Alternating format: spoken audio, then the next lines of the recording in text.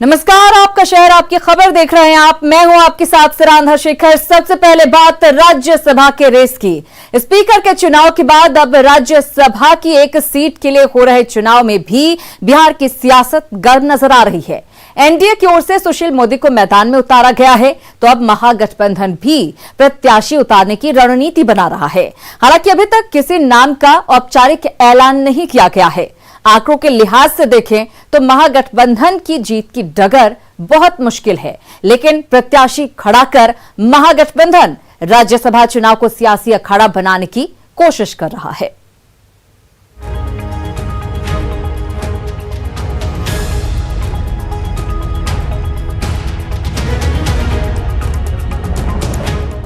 विधानसभा के चुनावी दंगल में मात खाने के बाद भी स्पीकर के चुनाव में सियासी परंपरा को दरकिनार करते हुए महागठबंधन ने एनडीए के सामने चुनौती खड़ी की, लेकिन इसमें भी उसे निराशा हाथ लगी।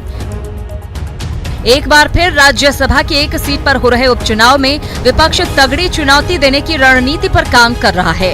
एनडीए ने सुशील मोदी को मैदान में उतारा है। माना जा रहा है कि आरजेडी राज्यसभा की रेस में भी प्रत्याशी उतार सकता है। सियासी गलियारे में जिन दलित नेताओं के नामों की चर्चा है, उनमें श्याम रजक का नाम सबसे ऊपर है। संख्या बल तो आप लोग के पास है नहीं, तो फिर कैसे लड़ेंगे? संख्या बल तो है, समय आ जाएगा बता देंगे। संख्या तो 110 था, 116 हो गया अध्यक्ष के चुनाव में। और आगे आप देखिए, जब दलितों की सवाल होगा तब आप देखिएगा कि अंदर अंदर क्या होता है। दलित के सवाल पर दलित एक होंगे।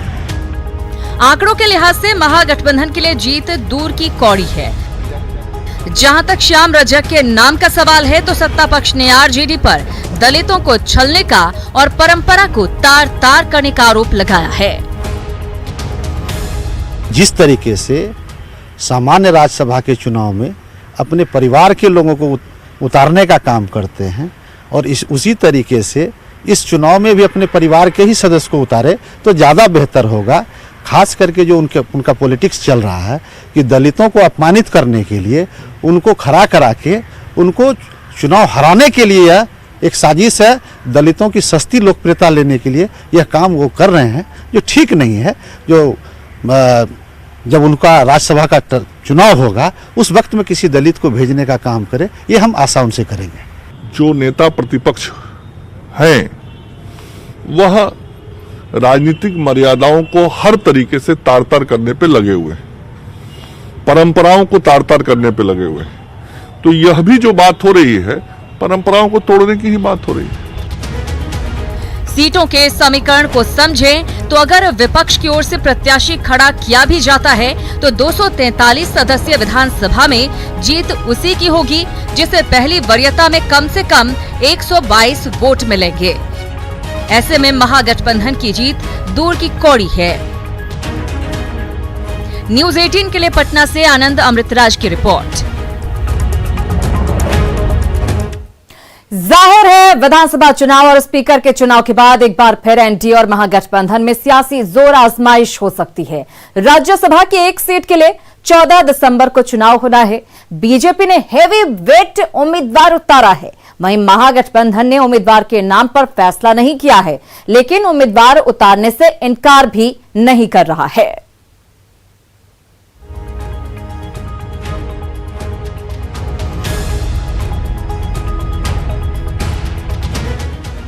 विधानसभा चुनाव के बाद अब राज्यसभा के चुनाव हैं।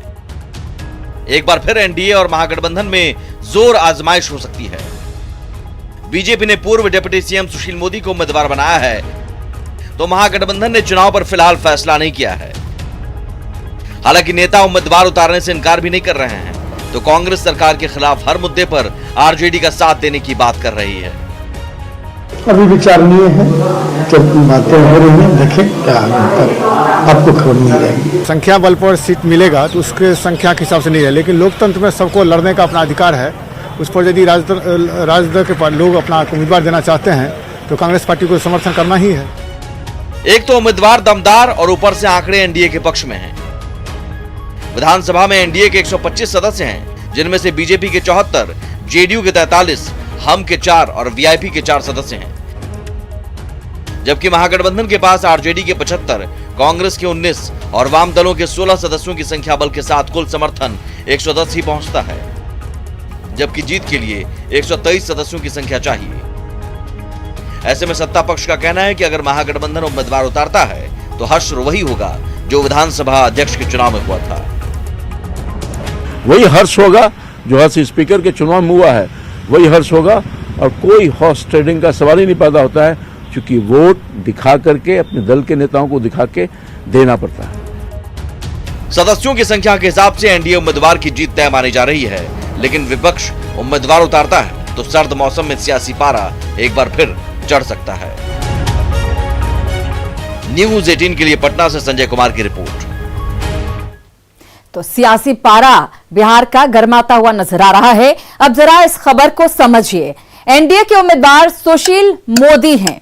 जीत के लिए जो आंकड़ा चाहिए वो आंकड़ा 123 का। एनडीए के पास जादुई आंकड़ा मौजूद है। महागठबंधन के पास केवल 110 का आंकड़ा है। ऐसे में महागठबंधन केवल सियासी पेच फंसाना चाहता है। साफ साफ ये बात नजर आ रही है। दरअसल राज्यसभा के चुनाव में जनता की सीधी भागीदारी नहीं होती है, इसमें जनता के नुमाइंदों की भागीदारी होती है। लिहाजा चुनाव कैसे होता है और सीटों का फॉर्मूला क्या है, इसे भी समझना जरूरी है। इस पूरी चुनावी प्रक्रिया को बिहार के जरिए समझते हैं। बिहार में विधायकों की कुल संख्या 243 है। रामविलास पासवान के निधन से बिहार में राज्यसभा की एक सीट खाली हुई है। बिहार में राज्यसभा की एक सीट के लिए चुनाव होने वाला है। इसमें से एक जोड़ देते तो यह संख्या बन जाती है 2। अब इस 2 विधायकों की संख्या 243 में इसको भाग दिया जाएगा। नतीजा आता है 121.5। इसमें फिर एक जोड़ेंगे तो 121.5 में एक जोड़ने पर नतीजा होगा 122.5।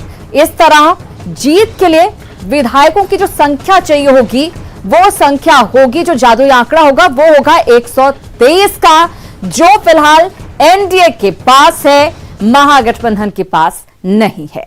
चलिए आगे बढ़ते हैं। बिहार में मंत्रिमंडल विस्तार की चर्चा एक बार फिर सुर्खियों में है, लेकिन मंत्रिमंडल विस्तार में सबसे ज्यादा इस बात की चर्चा हो रही है मुस्लिम प्रतिनिधित्व को लेकर नीतीश क्या करेंगे।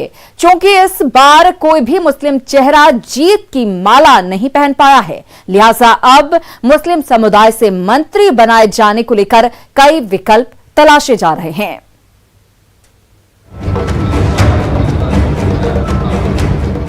16 नवंबर को बिहार की नई सरकार में 15 मंत्रियों ने शपथ ग्रहण किया था। 15 दिन बीत जाने के बाद एक बार फिर मंत्रिमंडल विस्तार की चर्चा तेज है, लेकिन खास बात यह है कि इस बार सत्ता पक्ष यानी एनडीए की ओर से एक भी मुस्लिम चेहरा जीत का सेहरा नहीं पहन पाया। बीजेपी ने 2020 के दंगल में एक भी मुस्लिम प्रत्याशियों को मैदान में नहीं उतारा था, तो जेडीयू के सभी 11 मुस्लिम उम्मीदवारों को हार का मुंह देखना पड़ा। लिहाजा नई सरकार में एक मुस्लिम चेहरा भी जगह नहीं बना पाया। सूत्र बताते हैं कि नीतीश कुमार मुस्लिम समुदाय को मैसेज देने के लिए किसी मुस्लिम को मंत्री बना सकते हैं, लेकिन वो कौन होगा इसकी तस्वीर साफ नहीं हुई है। लेकिन चंद नाम सियासी फिजाओं में तैर रहे हैं। इस वक्त जेडीयू में 5 मुस्लिम एमएलसी हैं, जिनके नामों की चर्चा जोरों पर है। संभावित नामों में एक नाम है गुलाम रसूल बलियावी का। गुलाम रसूल बलियावी जेडीयू के वरिष्ठ नेता हैं, साथ ही आक्रामक तरीके से अपनी बात रखते हैं। दूसरा नाम है कमर आलम, आरजेडी से जेडीयू में आए हैं। कमर आलम को अच्छा संगठनकर्ता माना जाता है।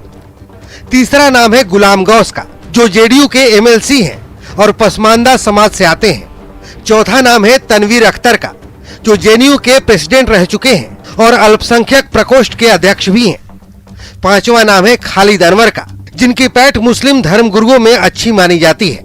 मंत्रिमंडल में मुस्लिम चेहरे को शामिल करने की बात पर जेडीयू के प्रदेश अध्यक्ष वशिष्ठ नारायण सिंह ने पुख्ता तरीके से तो कुछ नहीं कहा, लेकिन इतना जरूर कहा कि नीतीश कुमार सबको साथ लेकर चलने वाले नेता हैं। रिप्रेजेंटेशन देने के तो कई तौर तरीके भी होते हैं, इसलिए इतना ही मैं आज कह सकता हूं, चूंकि सरकार तो गठित उनको करना है, इसलिए आधिकारिक रूप से तो वही जवाब देंगे, लेकिन जो उनका नेचर है, जो काम करने का ढंग है, जो उनका सोचने का ढंग है, जो उनकी कार्य पद्धति है, उसके आधार पर मैं इतना कह सकता हूं कि वो सभी वर्गों को साथ में ले चलने में विश्वास करते हैं। जिन 5 नामों की चर्चा है उनमें तनवीर अख्तर और गुलाम गौस का नाम भी आगे है। मंत्री बनने के सवाल पर उन्होंने साफ किया कि फैसला नीतीश कुमार को लेना है, वो किसी भी जिम्मेदारी को लेने के लिए तैयार है। हमारे नेता नीतीश कुमार और ऊपर वाले भी देख रहे हैं कि ईमानदारी से काम किया जाता है और वो मैं करता रहूँगा, चाहे जो जिस तरह की भी जिम्मेवारी होगी, छोटी जिम्मेवारी हो, बड़ी जिम्मेवारी हो, संगठन की जिम्मेवारी हो या जो भी रहेगी, नेता जो भी समय जिस टाइम में भी जो जिम्मेवारी देंगे वो करने के लिए तैयार हूँ। सभी लोग जानते हैं कि मुख्यमंत्री का डिस्कशन होता है कि वो किसको उपयुक्त समझता है किस पद के लिए, तो उसी अनुसार जो अपने मंत्रिमंडल का किसी भी राज्य का मंत्रिमंडल का विस्तार मुख्यमंत्री करते हैं, जिसको उचित समझेंगे वो करेंगे। इधर बीएसपी से एकमात्र चुनाव जीते हुए जमा खान का नाम भी फिजाओं में तैर रहा है। जमा खान नीतीश कुमार से मुलाकात भी कर चुके हैं, लेकिन शर्त यह है कि जमा खान को जेडीयू का दामन थामना होगा। जाहिर है डगर मुश्किल है और पेचीदा भी है। भले ही जेडीयू से एक भी मुस्लिम उम्मीदवार नहीं चुनाव जीत पाया, लेकिन बावजूद इसके नीतीश कुमार मुसलमानों को मैसेज देने के लिए अपने मंत्रिमंडल में किसी एक मुस्लिम को मंत्री जरूर बना सकते हैं, लेकिन वो चेहरा ऐसा होगा जिससे मुसलमानों में एक बड़ा मैसेज जा सके। कैमरामैन सुबोध के साथ आनंद अमृतराज, न्यूज 18 नेटवर्क, पटना। अब जरा इस खबर को समझिए कि मुस्लिम चेहरे को लेकर नीतीश क्यों मैसेज देना चाहते हैं। बिहार में दरअसल पहली बार किसी मुस्लिम को सरकार में प्रतिनिधित्व नहीं मिला है। 15% की आबादी वाले मुस्लिम तबके को कोई नुमाइंदगी मंत्रिमंडल में नहीं दी गई है। एनडीए के 125 विधायकों में एक भी मुस्लिम विधायक चुनकर इस बार नहीं आया है। एमएलसी कोटे से जेडीयू किसी मुस्लिम चेहरे को आगे कर सकता है। बीएसपी के जमा खान और आरजेडी के अब्दुल बारी सिद्दीकी के जेडीयू में जाने की अटकलें ऐसे में तेज नजर आ रही हैं। कुछ दिन पहले बीएसपी के विधायक जमा खान नीतीश से मुलाकात भी कर चुके हैं। अब देखने वाली बात यही होगी कि क्या ऐसा कुछ होता है। बहरहाल आगे बढ़ते हैं। 16 नवंबर को 7वीं बार सीएम पद की शपथ लेने के बाद सीएम नीतीश कुमार ने पहली बैठक लॉ एंड ऑर्डर और शराबबंदी को लेकर की। जाहिर है सीएम नीतीश का फोकस इस बार शराबबंदी कानून को सख्ती से लागू कराने पर है। बैठक में शराबबंदी को लेकर सीएम ने अधिकारियों की क्लास भी लगाई, जिसका असर दिखा और 4 थानेदार निलंबित कर दिए गए। सरकार का साफ संदेश है, अब की बार शराब सिंडिकेट पर कड़ा प्रहार। लोगों को हमसे बहुत ज्यादा चिढ़ है कि शराबबंदी लागू किया। तरह तरह की बात लोग बोल रहे हैं, तरह तरह की बात। और देख लीजिएगा इसी सब धंधेबाज में जो लगा हुआ है वही लोग हमारे खिलाफ अभियान चलाता है और चाहता है कि कुछ ऐसा करें जिससे ये हट जाए।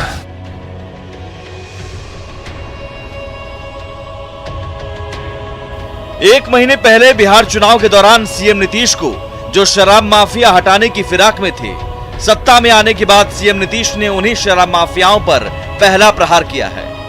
7वीं बार सीएम पद की शपथ लेने के बाद सीएम नीतीश ने 28 नवंबर को पहली बैठक लॉ एंड ऑर्डर और शराबबंदी पर की, जिसमें पूरे सूबे में शराबबंदी कानून को सख्ती से लागू करने का निर्देश दिया और शराब माफियाओं पर नकेल कसने को कहा। साथ ही शराब माफियाओं के साथ मिलीभगत कर शराबबंदी कानून का मखौल उड़ाने वाले पुलिस अधिकारियों के खिलाफ कड़ी कार्रवाई करने के निर्देश दिए गए। सीएम नीतीश के इस निर्देश का तुरंत असर भी हुआ। 28 नवंबर यानी शनिवार को सीएम ने शराबबंदी को लेकर अधिकारियों की क्लास लगाई। सीएम की बैठक के दूसरे दिन ही एक साथ 4 थाना प्रभारी निलंबित कर दिए गए। साथ ही उनके खिलाफ विभागीय कार्रवाई चलाने की प्रक्रिया शुरू की गई। पहली गाज राजधानी पटना के कंकड़बाग थानाध्यक्ष अजय कुमार पर गिरी।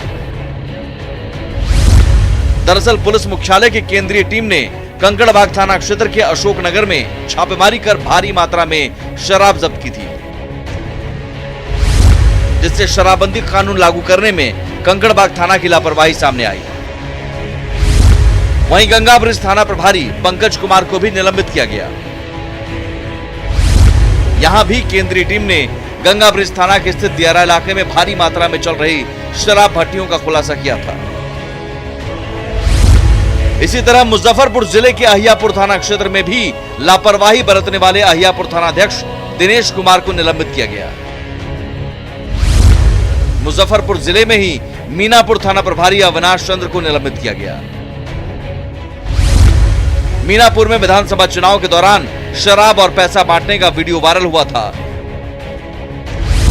इस मामले में मीनापुर थाना प्रभारी पर आरोपियों के प्रति नरमी बरतने की कोशिश का आरोप है। जाहिर है, शराबबंदी को लेकर अधिकारियों की क्लास और एक साथ 4 थानेदारों के निलंबन से सीएम नीतीश ने कड़ा संदेश दे दिया है। संदेश न सिर्फ शराब माफियाओं को बल्कि उनके साथ मिलीभगत कर शराबबंदी कानून का मखौल उड़ाने वाले वर्दीधारियों को भी। हालांकि 4 थानेदारों के निलंबन पर बिहार पुलिस मेंस एसोसिएशन ने सवाल उठाते हुए पूछा है कि बड़े अधिकारियों पर कार्रवाई क्यों नहीं की जाती है। मैं कहना चाहता हूं कार्रवाई होनी चाहिए। जो पुलिसकर्मी के विरुद्ध साक्ष्य मिलता है कि अगर कहीं ना कहीं कि थाने के क्षेत्र में कहीं कुछ भी वस्तु या अपराधी से साठगांठ है, कार्रवाई होनी चाहिए। मैं उसका भी समर्थन करता हूं, सख्त कार्रवाई होनी चाहिए। लेकिन मैं कैसे कह सकता हूं कि जो कनीय अधिकारी है वही केवल गलत है, बड़ी अधिकारी जो जिले में रहते हैं उनकी जवाबदेही नहीं बनती, वो गलत नहीं हो सकते हैं। गलत तो सब हो सकते हैं। बहुत पुलिसकर्मी आरक्षी हो, दरोगा हो, इंस्पेक्टर हो, डिसमिस तो हो जाते हैं। क्या डीएसपी आज तक कितने डिसमिस हुए हैं? आईपीएस पर कितनी कार्रवाई हुई है? क्या उनमें खामी नहीं होती है? वहीं पूर्व डीजीपी अभयानंद भी मानते हैं कि कार्रवाई के साथ साथ नैतिक जवाबदेही भी तय होनी चाहिए। नीचे के पदाधिकारी जो हैं, जिनको हम कनीय बोलते हैं, उनको ये फीलिंग नहीं होनी चाहिए कि कार्रवाई सिर्फ उन्हीं के विरुद्ध होती है, क्योंकि ये कड़ी है और कड़ी में सब लोग कहीं ना कहीं जिम्मेवार होते हैं। कोई हो सकता है नैतिक रूप से जिम्मेवार हो, कोई क्रिमिनल क्राइम के रूप में जिम्मेवार हो जाए चूँकि वो इंटेंशनली किया है, किसी का नेग्लिजेंस हो सकता है, कोई ignorance of departmental rules and regulations हो सकता है। तो सभी चीज़ों की ओर ध्यान देना चाहिए। बहरहाल शराबबंदी कानून को सख्ती से लागू करने को लेकर सीएम नीतीश ने इस बार कड़े तेवर अपना लिए हैं। देखना होगा जमीनी स्तर पर पुलिस की कार्यशैली पर इसका असर कितना पड़ता है। संजय के साथ ब्यूरो रिपोर्ट, न्यूज़ 18। तो शराबबंदी को लेकर सीएम सख्त हैं। अब जरा खबर को समझिए कि नीतीश कुमार शराबबंदी को लेकर इतने सख्त क्यों हैं। दरअसल नशा मुक्त बिहार नीतीश कुमार का सपना है। 4000 करोड़ के राजस्व नुकसान के बाद भी नीतीश कुमार ने शराबबंदी बिहार में लागू की है। महिलाओं के हक में शराबबंदी नीतीश कुमार का बड़ा फैसला है। बिहार में शराबबंदी नीतीश कुमार की यूएसपी है। दरअसल बिहार में 1977 में तत्कालीन मुख्यमंत्री कर्पूरी ठाकुर ने शराबबंदी लागू की थी। गैर कानूनी तरीके से शराब बेचने की वजह से कर्पूरी ठाकुर ने फैसला वापस ले लिया था। नीतीश कुमार किसी भी कीमत पर शराबबंदी को फेल होते नहीं देखना चाहते हैं और यही वजह कि इसको लेकर वो बेहद सख्त हैं। चलिए खबरों में आगे बढ़ते हैं। अंतर्राष्ट्रीय पर्यटन स्थल राजगीर में जल्द जू सफारी शुरू होगा, साथ ही नया रोपवे भी जल्द ही चालू होगा। सरकार बनने के बाद पहली बार नालंदा पहुंचे मुख्यमंत्री नीतीश कुमार ने राजगीर में चल रहे विकास कार्यों का जायजा लिया।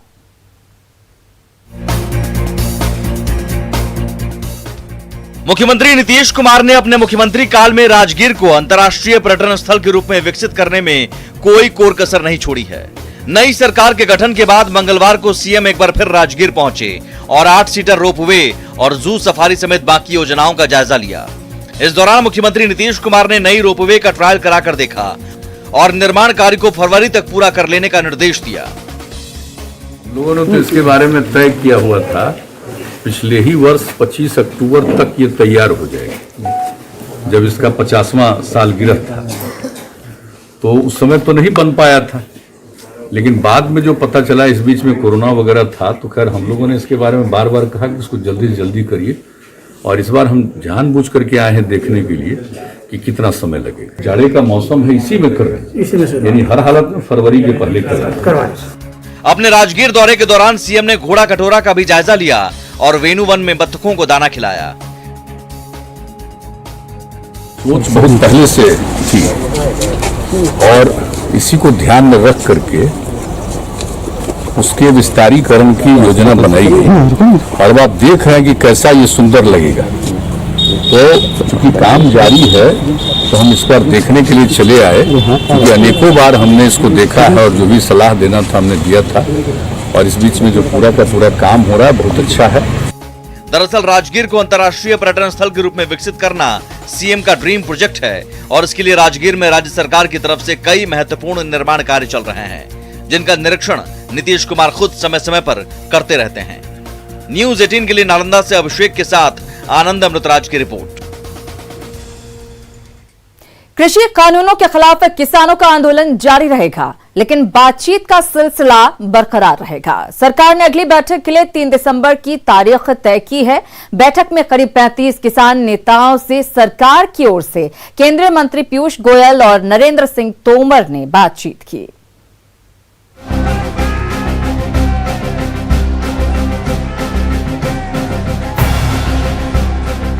केंद्र सरकार के 3 नए कृषि कानूनों को लेकर दिल्ली के विज्ञान भवन में सरकार और किसान संगठनों के बीच बैठक बेनतीजा रही। बैठक में कृषि कानूनों को लेकर किसानों की हर चिंता को दूर करने के लिए सरकार की ओर से भरपूर कोशिश की गई। 3 दिसंबर को किसानों के साथ वार्ता का अगला चरण होगा। सरकार ने किसानों से समिति के लिए नाम मांगे हैं। ये समिति सरकार से मांगों को लेकर वार्ता करेगी। सरकार ने किसानों से आंदोलन खत्म करने की अपील की। किसानों ने मांगे पूरी न होने तक आंदोलन जारी रखने की बात कही। सरकार और किसानों के बीच बातचीत 3.5 घंटे चली। किसानों को कृषि कानून को लेकर एक प्रेजेंटेशन भी दिया गया। किसानों ने सरकार से पूछा कि हमारा भला करने को किसने कहा। वार्ता काफ़ी ठीक रही और एक दूसरे के प्रति काफ़ी समझ बनी है।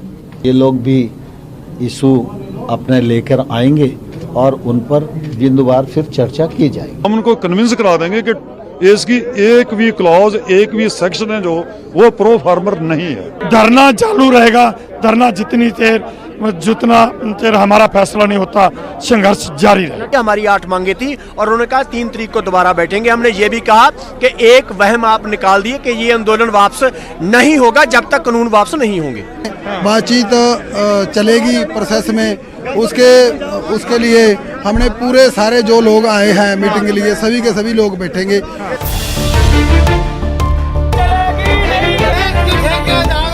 दिल्ली की घेराबंदी करते हुए किसानों का आंदोलन 6 दिन से जारी है। बड़ी संख्या में पंजाब, हरियाणा समेत कई राज्यों के किसान दिल्ली की सीमा पर डटे हुए हैं, जिसका असर सामान की आपूर्ति समेत आवागमन पर भी पड़ रहा है। किसानों के प्रदर्शन की वजह से सिंधु और टिकरी बॉर्डर बंद है, जबकि गाजीपुर बॉर्डर पर ठोस बैरिकेडिंग की गई है। सरकार से वार्ता बेनतीजा रहने के बाद किसान अब अगली रणनीति में जुट गए हैं। कल या परसों अगली तारीख मुकर्रर की जा सकती है। उसके बाद आगे की इस मामले पर बातचीत होगी। वीडियो जर्नलिस्ट प्रकाश गुप्ता के साथ शंकर आनंद, न्यूज 18 दिल्ली। इस बुलेटिन में फिलहाल इतना ही, लेकिन न्यूज 18 बिहार झारखंड पर खबरों का सिलसिला लगातार जारी।